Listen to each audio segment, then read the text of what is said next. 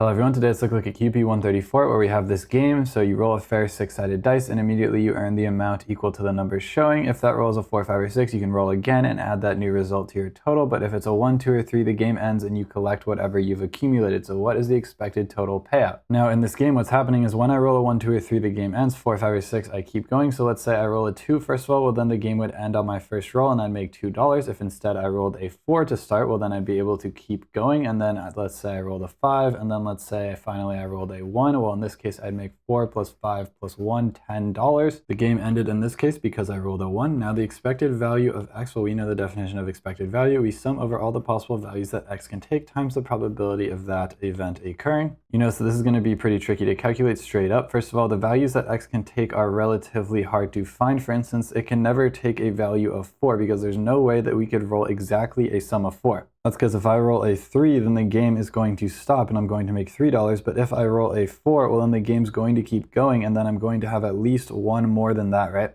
Basically the easiest, most intuitive way to solve this is just going to be when we condition on our first roll. So if we let r be the value of the first roll, well, it's going to partition our sample space into 6, right? This is the probability that our first roll is a 1 and the probability our first roll is a 2. So we know law of total expectation, which we talked about in QP106. If I partition my sample space with r, and then I sum up over all the possible values that r can take, then I take the expected value of x given this r equal to I times the probability that r equals I. Well, that's just equal to the expected value of x, and then this term is going to be a lot easier to think about than this one. Now this is going to be pretty easy to solve. The probability that our first roll is a 1 is 1/6. The expected value of x given that our first roll is a 1, well, it's just going to be 1. Now I roll a 2 on my first roll with a 1/6 probability as well, and the expected value of x when I roll a 2, well, the game's going to end and I'm going to make $2, so the expected value is 2. Then if I roll a 3 with 1/6 probability, then my expected value is fixed because the game's going to end and I'm going to make $3. So the expected value of x given that my first roll is a 3 is going to be 3.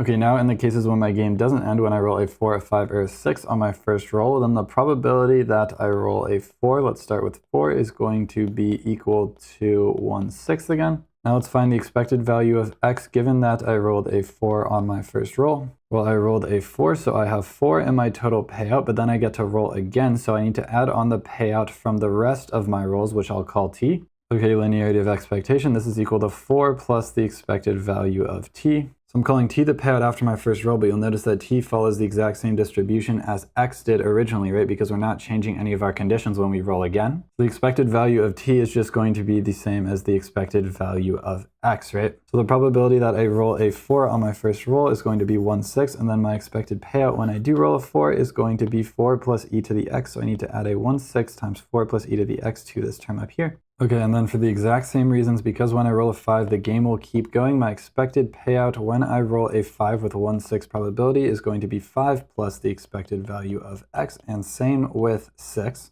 So I also have a 1/6 probability of rolling a 6 on my first roll, and then my expected payout in that situation is going to be 6 plus the expected value of x. Okay, so the sum of these 6 terms right here is equal to the expected value of x, so now we can just solve for it. So I factor out the 1/6, I can sum my constants, it's 1, 2, 3, 4, 5, and 6. I know that I can just take 6 times 7 divided by 2, it's going to be equal to 21, the sum of those constants. So I'm going to have 1/6 times 21 plus I have 3 expected values of x that I'm adding up, so 3 times the expected value of x, that's equal to the expected value of x. Okay, so 21 divided by 6 plus 3 times the expected value of x divided by 6 is equal to the expected value of x. This is also known as 1/2. Bring this to the other side, I see that 1/2 times the expected value of x is equal to 21 divided by 6. I multiply each side by 2, and I get the expected value of x is equal to 21 divided by 3, which is 7. Also, maybe an easier way to solve this would have been linearity of expectation. So if you let x sub I be the payout from roll I, then the expected value of x would just be equal to the expected value of the sum from I equals 1 to n, where n represents the number of rolls in a given session of x sub I. So n is the number of rolls. When we condition on n, we can use the law of total expectation, and this is going to be equal to the expected value of the expected value of the sum from I equals 1 to n of x sub I, given that the number of rolls is equal to some value. So in here we condition on n being some fixed value. So for instance, let's say n is equal to 3, then this right here would just be the expected value of the sum from I equals 1 to 3 of x sub I. Now linearity of expectation, we can just bring the expectation inside, and then all of these x sub i's are going to be independent, so their expected value is going to be the same regardless of what this iterator is, so this is just going to be equal to 3 times the expected value of x sub I. So that's when we condition on n being equal to 3, but when we condition on n being equal to n, in general, we're just going to have n times the expected value of x sub I for this entire inner term here. So I'm just going to replace that. So that's all just to say that the expected value of x is just going to be equal to the expected value of n times the expected value of any one of our indicators, all of which have the same expected value. The EV of the payout from any given roll is just going to be equal to the EV of the face value of that roll, which we know is just going to be equal to 3.5, or 21 divided by 6. You get that just by summing up 1, 2, 3, 4, 5, 6, and then dividing by 6. So this right here is just going to be equal to the expected value of the number of rolls that we get times the expected value of any given roll, which is going to be 3.5. Now for the EV of the number of rolls that we're going to get, well, we either roll a 1, 2, or 3, and then the game stops. So with 50% probability, the game stops on the first roll, and then with 50% probability, when we roll a 4, 5, or a 6, the game's going to keep on going. So we're just taking the EV of a geometric here with success probability 1/2. So the EV of that is just going to be 1 divided by 1/2, which is equal to 2. So the expected value of n here is going to be equal to 2. So the expected value of x is going to be equal to 2 times 3.5, and that is equal to 7. Yeah, I probably went too in depth there with all the formulas. All you really have to do to solve this problem is just notice that with 1/2 probability, you're going to roll a 1, 2, or 3 on your first roll, so make an EV of 2, and then the other half the time, you're going to roll either a 4, 5, or 6. So you're going to make an EV of